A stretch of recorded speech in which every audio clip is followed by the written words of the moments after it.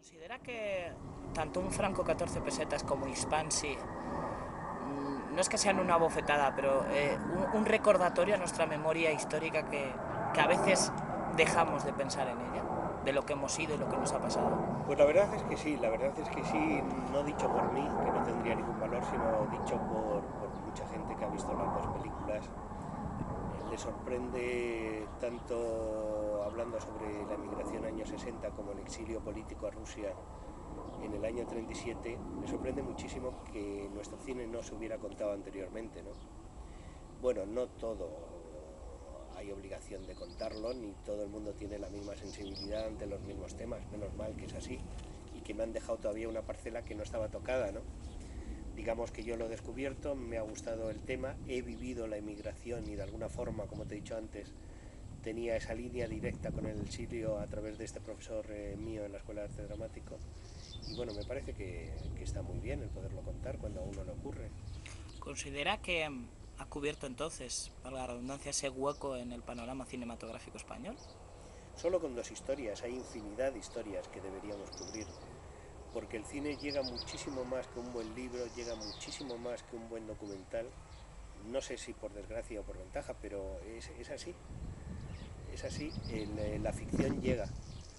La segunda vida de esta película será cuando pase por los DVDs y la tercera cuando esté en las pantallas de televisión. Y eso supondrá, pues en el caso de un Franco, la friolera de unos 10 millones de espectadores hasta este momento. Sí, porque la primera vez que se estrenó en televisión fue en versión española, ¿verdad? La primera vez en versión española, pero de entonces acá se ha estrenado 5 veces, 4 veces más. Y han supuesto, pues ya te digo, aproximadamente unos 10 o 10 millones y medio de De espectadores, espectadores. lo cual estamos hablando de muchísima gente. Pero además se ha pasado por 85 televisiones de todo el mundo. Pues no sé, a lo mejor estamos hablando de 40 millones de personas los que han visto una película. Para que un libro tenga esa profundidad y ese alcance o lo tenga un documental es muy complicado, muchísimo más complicado que la ficción. Entonces, bueno, pues yo creo que está muy bien contar estas historias en cine, ¿no?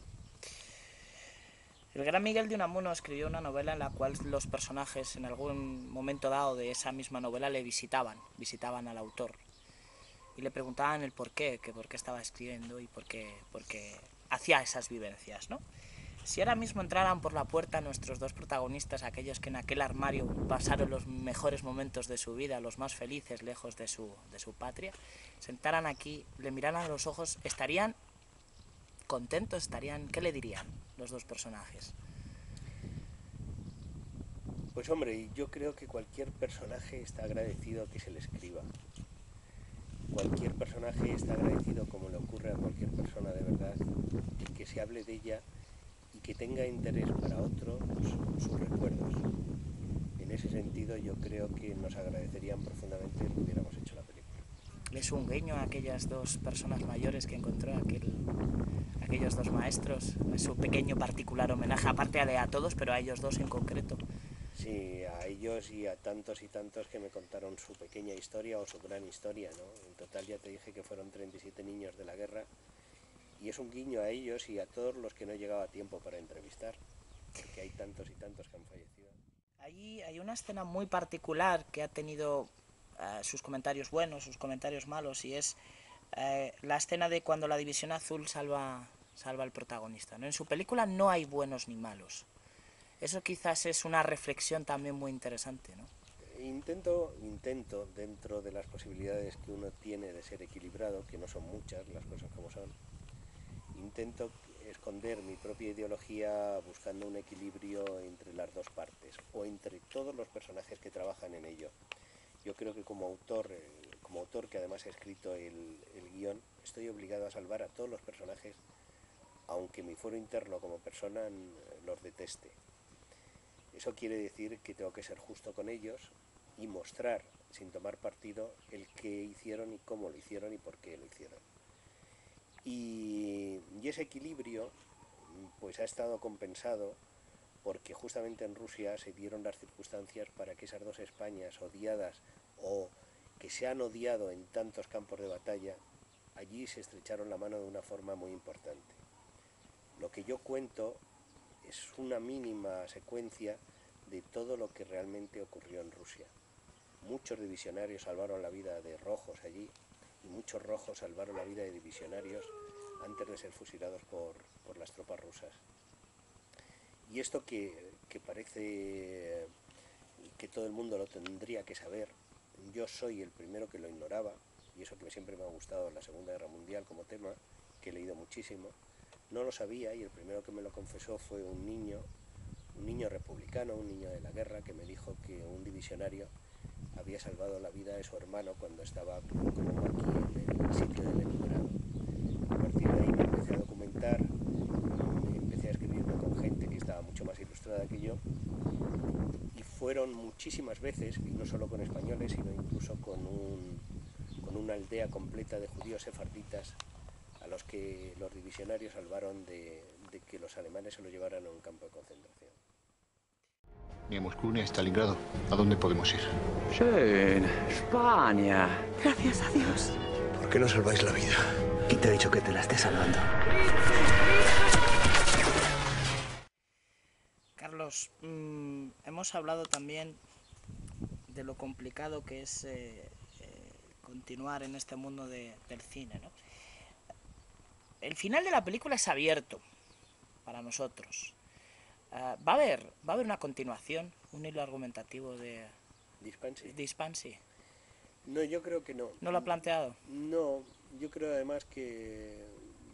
Yo desde luego no lo veo abierto, porque creo que el final muere con el personaje narrador. El narrador muere al final de la narración, ¿no? Una vez que lo ha narrado, es la narración de un anciano que cuenta un periodo de su vida que él considera que es suficientemente importante como para ser contado, ¿no? Por los hechos que se dan y lo novedoso que podrían resultar para otros, ¿no?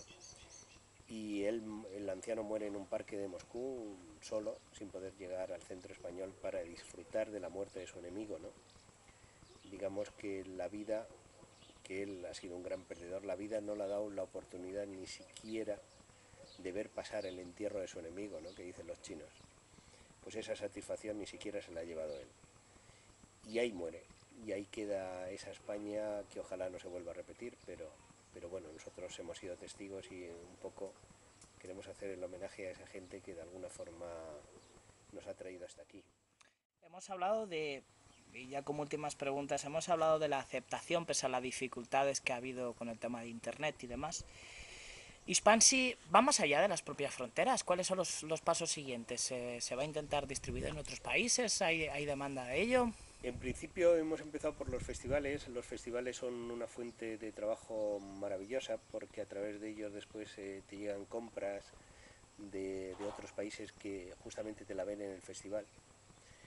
Y va al Festival Internacional de Cine de Moscú, va al de Boldokaf, va a Australia, va a Los Ángeles, va a San Francisco.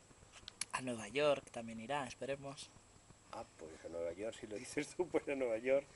Y bueno, pues hay varios festivales por ahí que están interesados ya en la película y espero que a través de ellos, pues igual que en un franco, surjan las compras después para los países. Vale, pues nos vamos a poner en esa situación. Somos público mexicano, argentino, que ojeamos la cartelera y vemos Dispansi.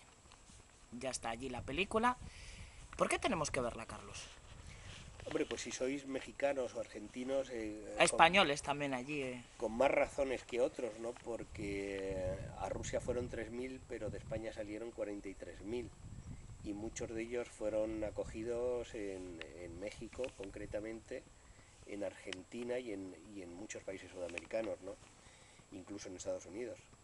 Entonces, cómo no, yo creo que la huella de los niños de la guerra en estos países ha sido grande, profunda, importante, y si bien es cierto que ellos al terminar la guerra civil pudieron volver, no como los niños de Rusia, también es cierto que muchos de ellos decidieron voluntariamente quedarse allí y que sus padres, viendo cómo estaba este país, les pidieron que se quedaran, que son historias que también me han llegado, ¿no? Y que ahí echaron raíces, crearon familias, negocios y que yo creo que es un homenaje a ellos también, aunque no haya ocurrido exactamente donde ellos han vivido, pero la historia tiene que ser más universal que que centrarnos única y exclusivamente en la Rusia de aquellos años, ¿no?